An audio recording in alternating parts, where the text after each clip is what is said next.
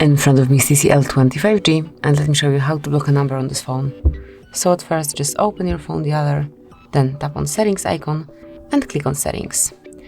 Now select block numbers, and here you can smoothly block all unknown colors if you want to. Just tap on it here, or you can add some number manually. To do it, just click on add a number and then provide it here. Tap on block then, and from now on this number is blocked. Then if you would like to remove it from Blacklist, just tap on cross icon, click on unblock, and it is no longer blocked. Obviously you can also unblock all unknown colors by unmarking this switcher. So this is it. This is how you can block numbers, how you can protect yourself from receiving some annoying calls or messages. Thank you for watching. Please subscribe our channel and leave a thumbs up.